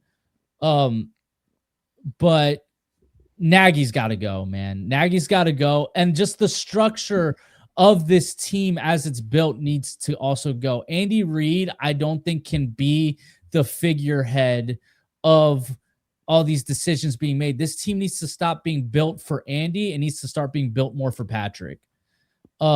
Because at the end of the day, Andy Reid, and I'm not advocating that Andy Reid should be fired or should retire or anything like that, but at the end of the day, Patrick Mahomes is probably going to be here longer than Andy Reid is going to be here. And again, he's our generational talent. We should not have a season like this with him in his prime at all. And they made great moves I think the offensive line, when completely healthy, is one of the best offensive lines in the league. Jawan Taylor's probably still the weak link there, but he has quietly had a pretty decent season. Simmons has been an absolute, monster of a pick. It's incredible we got him, at the end of the draft. Kingsley Suamataia has done solid there at left guard. And obviously we know Creed Humphrey and Trey Smith are, two of the best in the business. But, next year there's going to be a lot of questions that need to be made. Is Rashee Rice actually a number one? Is Xavier Worthy developing into a receiver that's going to be real? Because in all honesty, I don't like the way he's playing now. Granted, he's still hurt. He still has a torn labrum. He's still dealing with that ankle injury. He's trying to fight through. So we'll see what happens when he's like completely healthy again. But I'm not liking where his development is, like where he is in his development as a wide receiver. Juju Smith-Schuster, like what's the point of him? Like the only time he makes plays is if Rashee Rice isn't playing. Aside from that, I can't tell you one time he's really done anything when, Rice is healthy. And then, Travis, while quietly he's been having a good season, he's on pace to have 1,000 yards. This is the last year of his contract, and he's going to have a really tough conversation with himself of, does he still want to do this? I think the reason why he came back this year was because he didn't want to go out that way with the Super Bowl, but it's not like he's going out any better this season. Right. He's going out worse. Playoffs. Yeah. So there's got to be a tough conversation with him of, okay, if you want to come back, we will obviously love to have you back, but it's going to have to be at a highly discounted rate because you can't be making the same amount of money. We have to retool this whole entire team and start looking for his replacement. A thing that was suggested out there that I saw is because the Ravens just re-signed Mark Andrews, Isaiah Likely is going to be a free agent.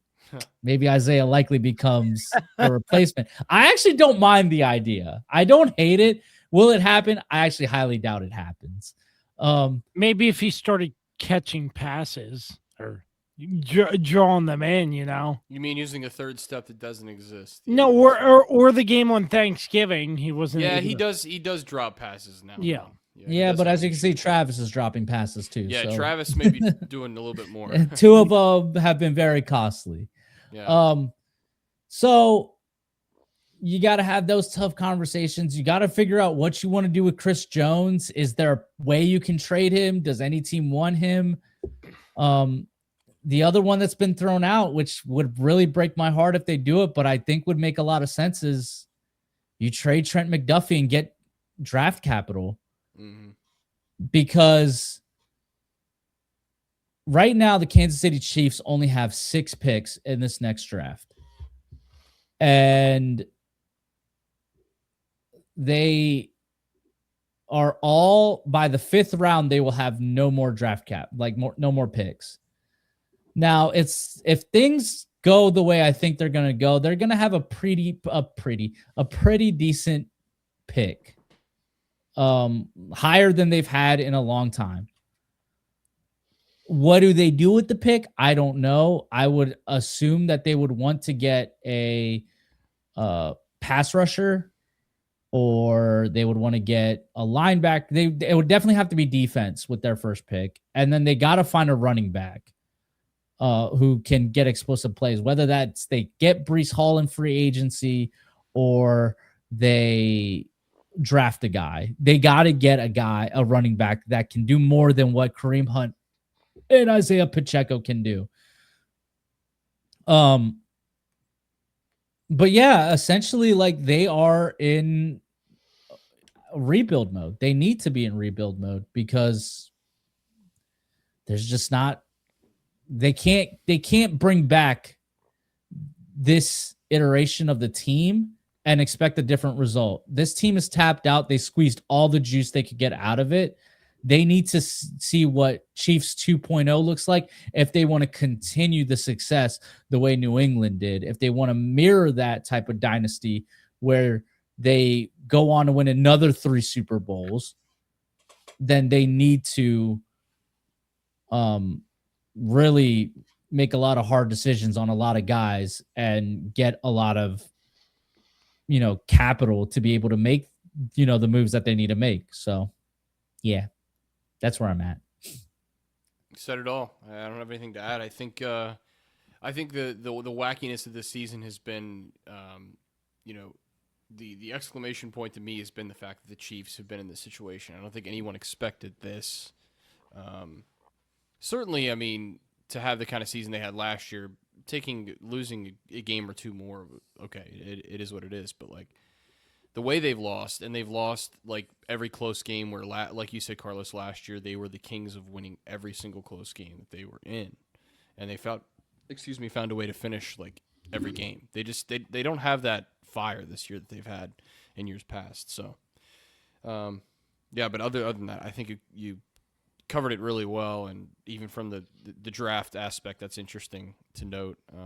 So yeah, I think it's just an odd season, and I think the Chiefs are probably at the top of that as far as how they performed.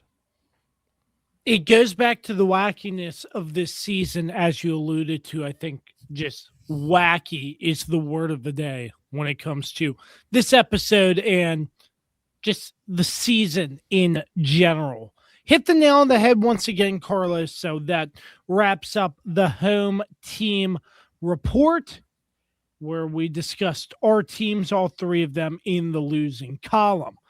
Let's wrap this episode up with the best segment on this Good to Average podcast. The Kirby on Sports PickEm to round out the show comes your way next. Are you looking to take the final steps in order to get your driver's license? Look no further. On the Road Driving School offers teen and adult driving, along with classroom sessions for teens and adults, DMV re-exam classes, and driver improvement classes. On the Road Driving School has what you need in order to get on the road. Contact them today at 540-869-6105. That's On the Road Driving School, 540-869-6105. On the Road Driving School will get you on the road. Fall is here, and New Look Landscaping has everything your home needs to look its best. Brighten your yard with colorful mums available now. And don't forget, New Look offers professional power washing to give your home a fresh, clean look. Call New Look Landscaping today at 540-327-1244 or email them 2025.nullook@gmail.com. And we welcome you back to episode 239 of the Kirby on Sports podcast. For the weapon Dan Dembski, the Swiss Army knife Carlos Martinez, I am Josh Kirby. So glad that you're with us. It is time for the Kirby on Sports Pick'em for week number 15. I know a lot of movement, not a good week for all of us. Let's roll right through it. My friend Carlos, take it away. So here we are, week 15 of the Pick'ems. Very, very, very, very somber results for all of us. Yeah. Hold on, give me 1 second as I pull up our things from last year. If I can grab them really quick. I'm probably like 10 games worse. Here we go. As I go down here to week 15. Oh God, this is disgusting. Yeah, all right. So, so here are the pick'ems. Here's the standings. I'm allegedly in first place with 50 and 33 record. I went 2-4 for the week, so not great showing by your champion, which is why I'm not bragging so much because I've honestly been struggle city these last 2 weeks. Kirby is in second place at 47-36. He went 1-5 for the week. And Dan is at 45-38. He also went 1-5 for the week. So nobody had a winning record. So I'll give the history lesson now. At this point last year, I was 59-25. Oh my God. So I was 9 games better than I was this year. That's freaking wild. Dan. Oh no. This one's going to hurt you. This is going to hurt really bad. You were 57-27. 12 games. I should retire after this year. And Kirby was in last place. We were like on each other's tail still. All of last year.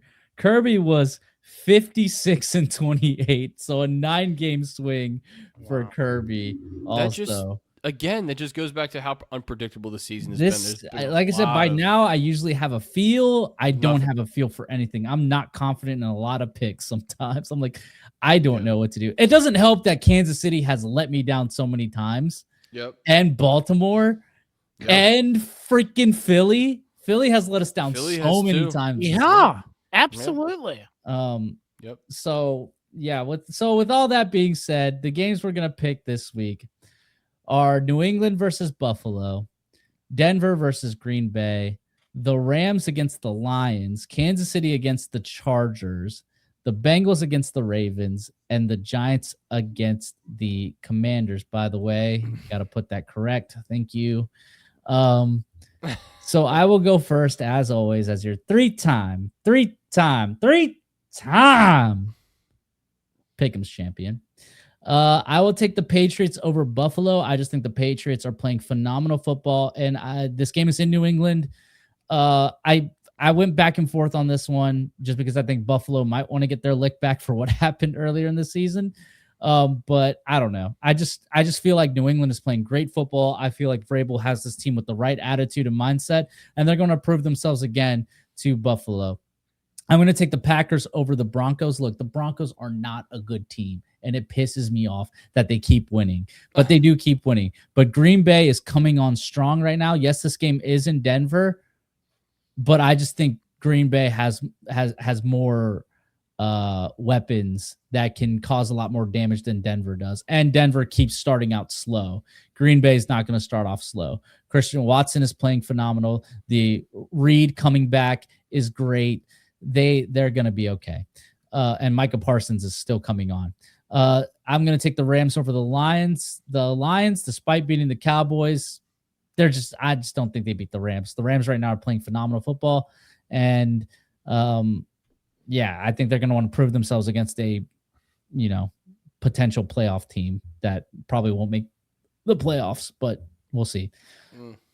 I'll take Kansas City because I'm contractually obligated to. And then I'm going to take Cincinnati over Baltimore. I think Cincinnati has been playing great football. This game is in Cincinnati, so that's going to be tougher for Baltimore. And I just think Baltimore they just don't have it.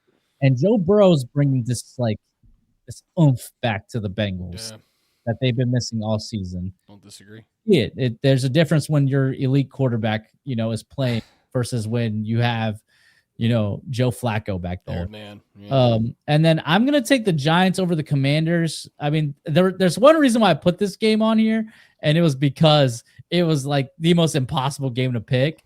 I literally can't tell you who's gonna win this game, so I'm just going with the Giants just for the fun of it. But you can convince me that the Commanders are gonna win this game.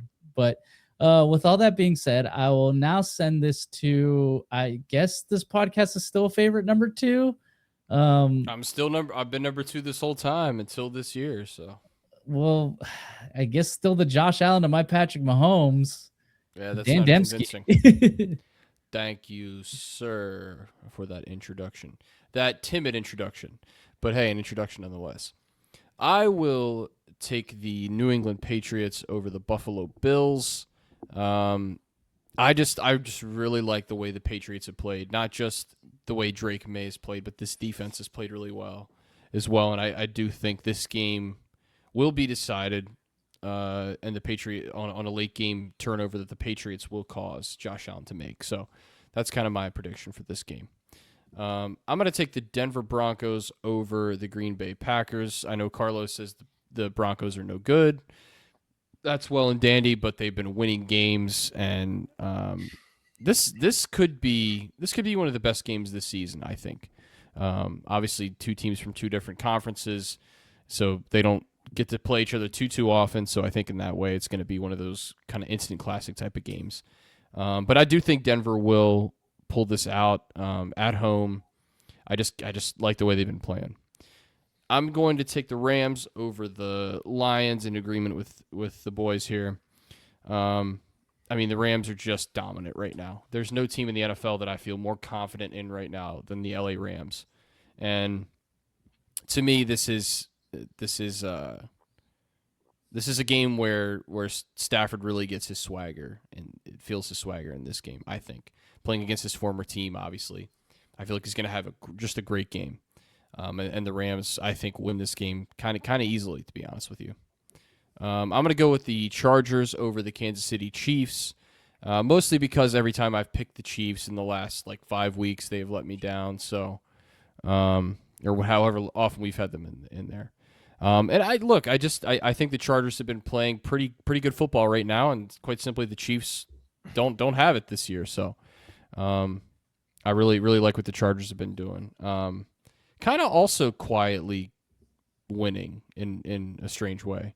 Obviously, that game last night was kind of an ugly win. Yeah, but a win's a win. But I like the Chargers here to go on the road, which is going to be tough up in Arrowhead and get the win.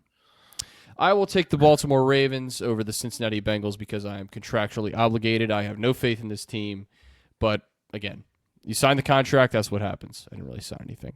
And then last but not least, I will take the New York Giants over the Washington Commanders. Similar to Carlos, this game was basically a coin flip for me. I just think for me, the Commanders have way more issues and way more injuries right now that I have more questions than answers with that team than I do the Giants. And therefore, I will take the Giants at home to take down the Commanders. With that, I will throw you to the host and the CEO and all that other stuff of this podcast, Josh Kirby. Take it away. Thank you very much, Dan. For my picks, in the sake of time, I will go sort of brief on these. The Buffalo Bills over the New England Patriots. I just think these two teams split the season. I know division rivals, it's tough. This should be a very competitive game. I just think I'm just going with the Bills in this game. I'll take the Packers. I think they're really solid. And, this game could go either way, but I think the Packers have the upper hand. Rams looking phenomenal. I'm taking the Rams. I'm going to take the Chiefs. I think they bounce back and get a victory. I know division games are always tough, but I think the Chiefs will bounce back. Hopefully they do not let me down. I'll take the Bengals over the Ravens. The Bengals looked good against the Bills, not able to get the victory, but still they showed some sparks, some successes last week. And it's at home too for the Bengals. So I'm going to pick the Bengals, and I'm contractually obligated to pick the Washington Commanders over the New York Giants. And with that, those are my picks. That is the Week 15. Wrong. That is not the pick'ems, because we have to introduce our secret picker and where they're at. Good. 53 Our secret picker 30. went 4-2 for the week. They are currently technically in first place at 53-30, thus having a 3-game lead on your champion. My God. I have their picks. I know exactly who they are picking this week. So I will be able to maintain a better track at what they did. 4-2, boys. This person is kicking our freaking butts right now. It's terrible. We need to step up. This is embarrassing for all of us. Well, we have some different picks this week, so let's see what we can do. A couple of us are going to be really happy or really sad at the end of the things here. There we go. That does it for the Kirby on Sports Pick'em. That does it for another edition of the Kirby on Sports podcast. We got to roll a huge thanks to Dan and Carlos, all of our sponsors, Frederick County Parks and Rec, PM Plus Reserve, Shenandoah Primitives, Mark Francis with Icon Real Estate, Bear Pest and Termite Services, Mark Lynch with Guild Mortgage, Shenandoah Music, Icon Media, On the Road Driving School, New Look Landscaping, The Cider House, and Barry Pearson with Equipment Share Advanced Solutions at 540-935-1069. Also, Den Sleep Energy. Use promo code KOS Podcast for 12% off your order every single time. Appreciate you spending some time with us this evening on episode 239 of the Kirby on Sports podcast. Find us on all streaming platforms, all social media platforms. Like, comment, subscribe. Give us a share wherever you get your podcast. Appreciate the time again, and we will catch you next time. Cancun on 3, boys. Cancun on 3. 1, 2, 3. Cancun. Cancun, baby.